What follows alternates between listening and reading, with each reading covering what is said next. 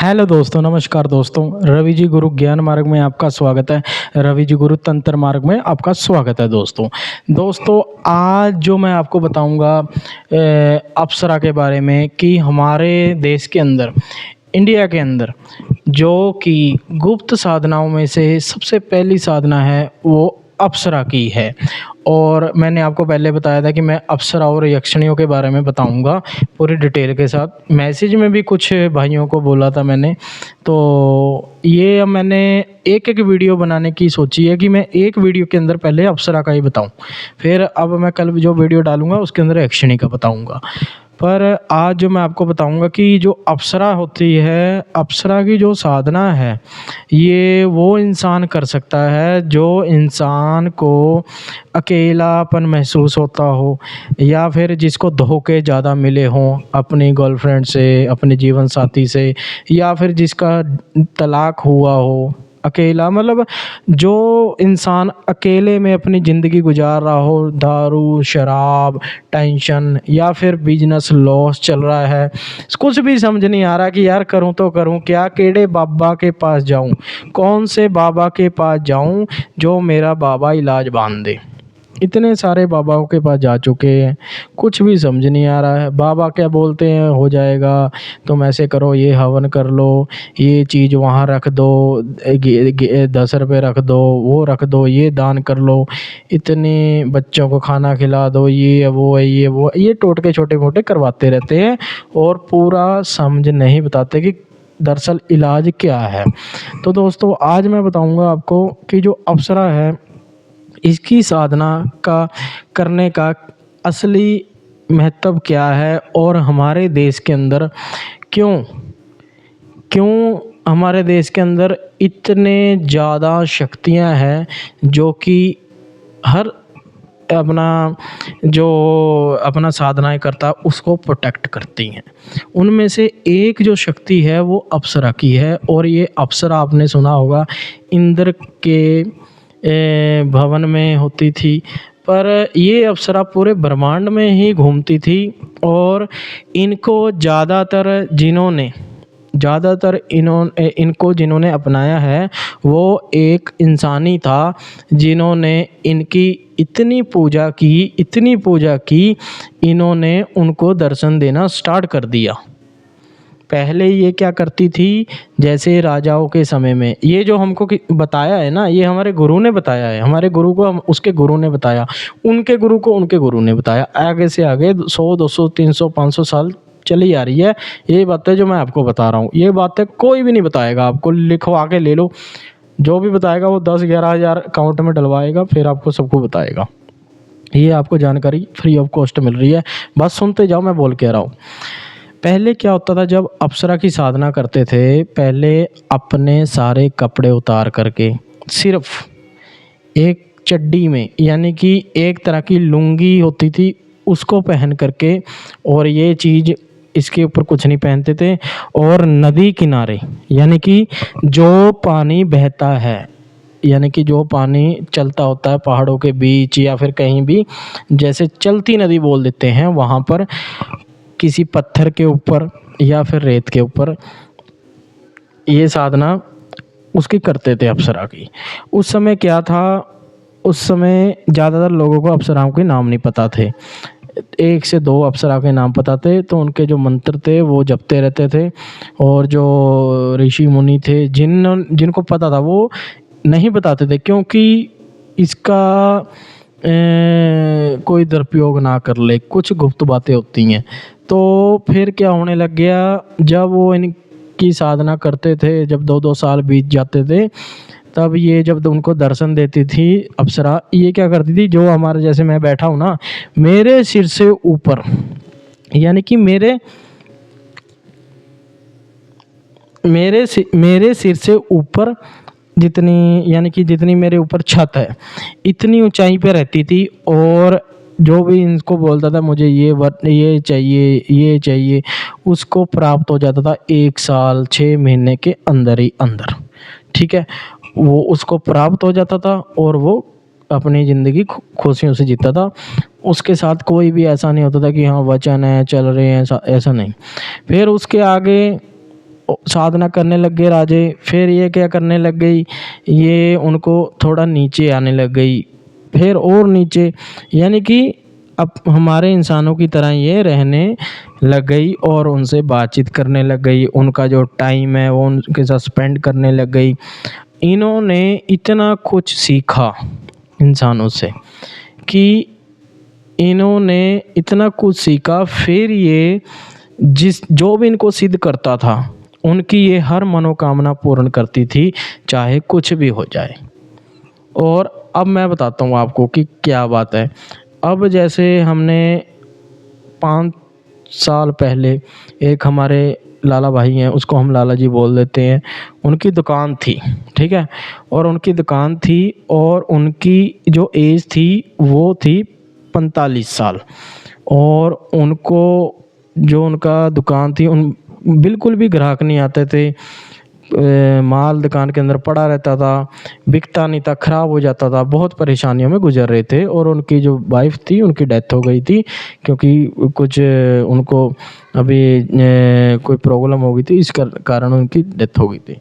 तो बच्चे थे, उन्होंने हमारे से पूछा कि हम क्या करें, हमने 1 करोड़ ओम नमः शिवाय मंत्र जाप किया है, अब क्या करें, हमें कुछ नहीं समझ में आ रहा। तो हमने क्या किया, उनको अप्सरा की साधना दी। और पहले हमने उनको बताया कि भाई ऐसे है, अगर आप इसकी साधना करोगे आपको ये 3 चीज़ें बिल्कुल मिलेंगी मिलेंगी। पहले तो सुख, जो औरत का सुख होता है वो आपको मिलेगा ही मिलेगा, चाहे कुछ भी हो जाए। दूसरा, आपका काम धंधा जो भी आप लगा लो, ये दुकान कर रहे हो, 1 नंबर चलेगा, चाहे कुछ भी हो जाए। यानी कि अगर किसी को कुछ भी लेना है, कुछ भी, वो आपकी दुकान पे आएगा, आपसे ख़रीद के लेके जाएगा, ठीक है। और तीसरा, आपके घर के अंदर कोई भी नेगेटिव शक्ति नहीं आने देगी, इतना मेरा विश्वास है। तो उन्होंने बोला चलो मैं कर लूँगा, पर मैंने कभी साधना नहीं की है, मंत्र जाप बेशक किया है पर मैंने साधना नहीं की, मुझे अनुभव कैसा होगा। मैंने बोला कोई चक्कर नहीं है, आप इतना 1 करोड़ मंत्र जाप कर लिया आपने, कोई चक्कर नहीं है, आप कर लोगे। तो ये साधना थी 41 दिन की। और फिर अप्सरा ने क्या किया, जब इनकी साधना ख़त्म होने में, पूर्ण होने में 2 से 3 दिन रह गए, तो इनको अप्सरा के दर्शन होने लग गए। और जब पूर्ण दर्शन हुए तो इनके वचन हुए, और वचन अप्सरा ने दिए, इन्होंने भी दिए उसको। फिर इन्होंने देखा कि वाइट साड़ी के अंदर एक सुंदर औरत, इतनी सुंदर, कभी भी उसने ज़िंदगी में इतनी सुंदर औरत देखी नहीं। और उसका जो मांस था, यानी कि जैसे हमारा मांस है बॉडी पे, मतलब इतना गोरा जैसे मूवी तो कुछ भी नहीं है, कि लस यानी कि जैसे सांप होता है ना, केंचली तारने के बाद चमकता है, ऐसे चमक रही थी, उसने बताया हमें। और वो इतना ज़्यादा, जो उसका दिमाग है ना, ये चीज़ है दिमाग, उसका जो पानी है दिमाग का, वो ऐसे ऐसे हिलने लग गया, ऐसे ऐसे। और यार आप एक चीज़ देखो ना, अगर कोई सुंदर औरत आपके सामने खड़ जाए और आपसे बातें करे, आपको कैसा फील होगा? आप ये सोचोगे कि मैं दुनिया की कोई भी चीज़ उसके कदमों में ला के रख दूँ, चाहे आपके पास 1 कौड़ी भी ना हो। तो फिर उसको जब दिखा, वो तो सुन्न हो गया। तो उसको फिर अप्सरा ने, क्योंकि अप्सरा क्या करती है, जब साधक नर्वस हो जाता है, उसको समझ नहीं आता कुछ भी, तो उसको वो उसकी जैसे वो होता है ना, उसको नॉर्मल कर देती है वो शक्ति से, उसको डराती नहीं है। तो उससे फिर बैठ के उसने बातें की उसके पास ही। तो उसको फिर उसने बताया कि मैं आपको रोज़ रात को 10 बजे आपके पास आया करूँगी और सुबह 4 बजे चली जाया करूँगी। तो क्योंकि उसने मुझे इसलिए बताया क्योंकि मैं उसका गुरु था। तो फिर क्या हुआ, पहले उसको सुख की प्राप्ति हुई, फिर उसको उसका जो काम था वो भी चलने लग गया। फिर अभी 5 साल बाद उनके ला लो बच्चों के रिश्ते भी हुए, इतने बड़े घर में हुए कि आप यकीन ही नहीं मानोगे। यानी कि आज तक उन्होंने कभी भी कर्जा नहीं लेके देखा कि हमको कहीं से कर्जा ले लें कि ये करना वो करना, बिल्कुल ही एक ही दम बढ़िया चल रहा है। जो अप्सरा होती है ना, वो आपको फर्श से अर्श पर ला देगी और अर्श से फर्श पर भी ला देगी। पर आपको गलती नहीं करनी साधना के दौरान और साधना के बाद। वो गलती क्या है कि देखो, जब आपकी शादी हो रखी है, आपने अप्सरा साधना कर ली, तो आप उसको बोल सकते हो कि आपको रात को जब मैं बुलाऊं तभी ही आना है, नहीं तो आपने आना नहीं है, कि मेरी शादी हो रखी है। पूरी बातें बतानी है। ये नहीं है कि आप उसको बस देख करके खुश हो गए और फिर उसको बोल दिया कि हाँ आ जाना, कोई चक्कर नहीं है। नहीं तो आपका डिवोर्स हो जाएगा, आपके घर में इतना क्लेश रहेगा। अप्सरा आपको श्राप दे करके चली जाएगी, आपकी घर की ज़िंदगी खराब हो जाएगी, यहाँ तक भी ज़िंदगी में कभी साधना नहीं कर पाओगे। कुछ चीज़ें ये भी होती है, ये नेगेटिव पॉइंट है जिसका ध्यान रखना पड़ता है। क्योंकि हम जब साधना कराते हैं, हम भक्त को सारी चीज़ें बताते हैं A to Z, क्योंकि कल को वो कहीं परेशानी में ना आ जाए, कोई दुविधा में ना पड़ जाए। क्योंकि आजकल क्या हो रहा है, बच्चा बच्चा साधक बना बैठा है और बच्चा बच्चा साधनाएं करवा रहा है, कर रहा है, पर उनको ये नहीं पता कि इनको हटाया भी कैसे जाता है, इनको भेजा कैसे जाता है इनके लोक पे। पर जो अप्सरा है उनको कोई हटा नहीं सकता, उनको कोई भेज नहीं सकता। वो जाएंगी तो अपनी मन से जाएंगी, अपनी मर्जी से जाएंगी, क्योंकि वो बहुत बड़ी शक्ति है। अब कोई ये बोलेगा कि गुरुजी अगर मैंने अप्सरा साधना कर ली, क्या मुझ पे तंत्र क्रिया हो सकती है, ब्लैक मैजिक हो सकता है? नहीं, आप पे ब्लैक मैजिक नहीं हो सकता, ना ही आप पे तंत्र हो सकता। कितना सा बड़ा हो तंत्र भी हो, आप पे नहीं हो सकता। क्योंकि जो अप्सरा है ना, वो आपको इतनी पावर से प्रोटेक्ट करती है ना। कोई भी आप ला लो, कोई तांत्रिक अगर आप पे काला जादू करने की सोचेगा, वो उसी समय उल्टा पड़ जाएगा उस पे।